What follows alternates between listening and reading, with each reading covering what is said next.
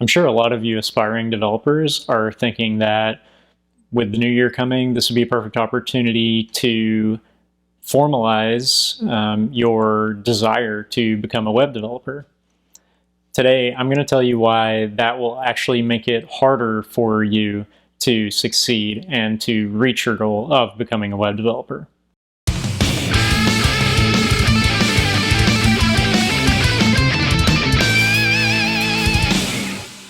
So what's wrong with New Year's resolutions?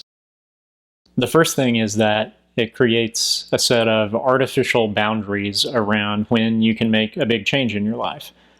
If you decide you want to become a web developer in October, instead of getting started right away, you might just wait until January.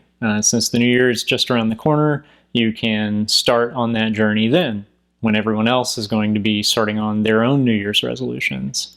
And the other side of that coin is even more insidious. If you fail in March and you realize you're not going to get there, then you may just say, well, okay, I'll wait until next year and then start again. Well, when really you should just get started right away or really never stop.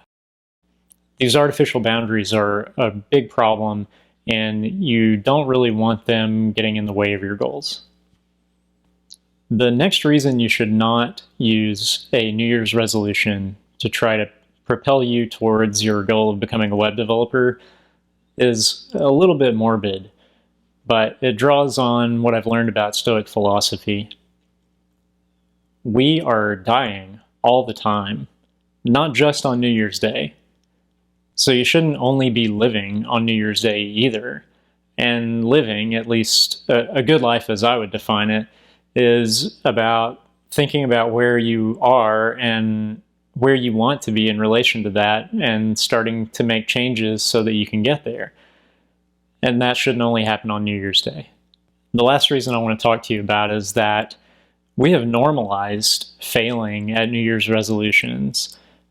It's far more common than succeeding at them.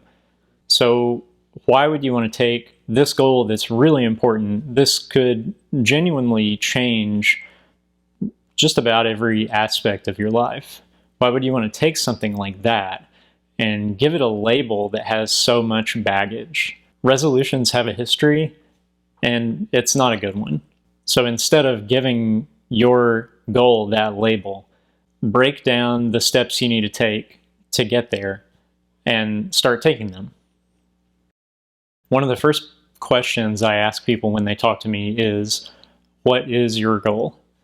And almost everyone tells me their goal is to be a web developer. Almost none of those answers are actually accurate. People want to see some sort of change in their life, and they think becoming a web developer might be a way to get them there. But what they actually want is the change. When I set out to become a web developer, my goal was to live in a different city.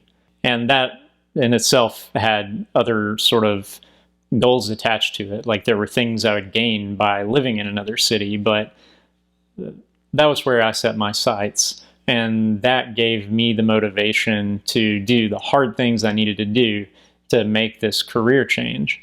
If you're not sure what your actual goal is, you can use a technique called the 5 whys. What you do is you take the answer to the question, what is your goal? And for a lot of you, that's going to be a web developer. And then ask yourself why. You're going to have some kind of answer to that. Maybe it's because I want to make more money. So then ask yourself again, why? Why do I want to make more money?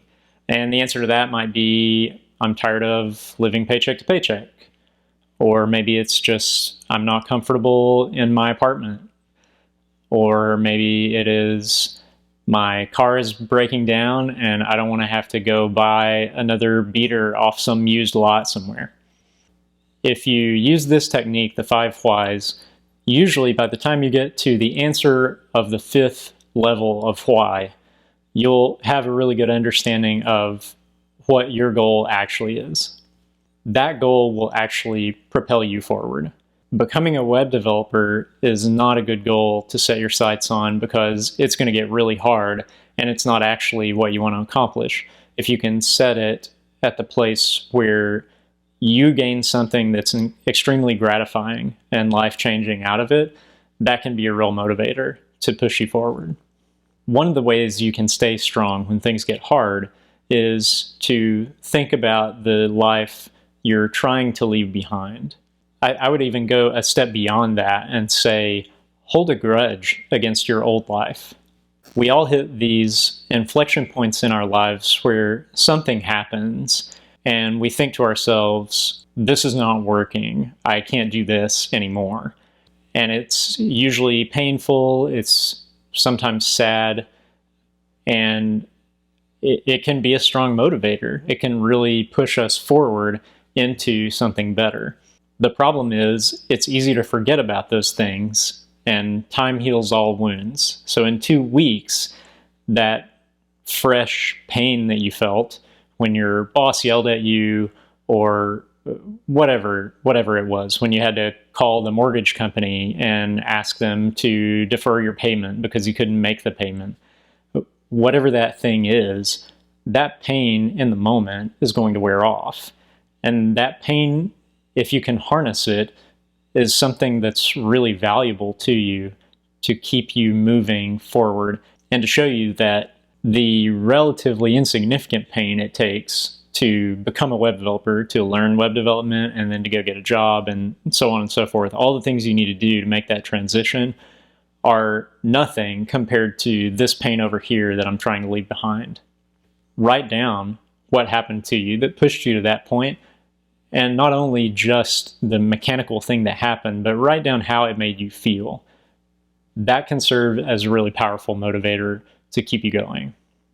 And the last technique I'm going to share that beats the crap out of New Year's resolutions is to imagine your new life, the new life you're working for. And not just to imagine it, but make it as real as you possibly can. When I was trying to move here to Seattle, I was living in Knoxville, Tennessee, not making very much money. There was absolutely no way for me to get here.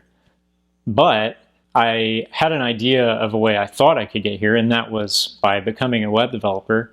So what I did to make this future seem more real is I looked at apartments. I went to Google Maps and dropped my little Street View guy on a street here in Seattle and walked around.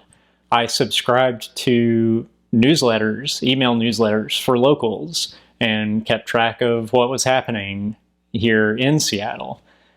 And all those things made it really easy, or at least easier, for me to imagine being here.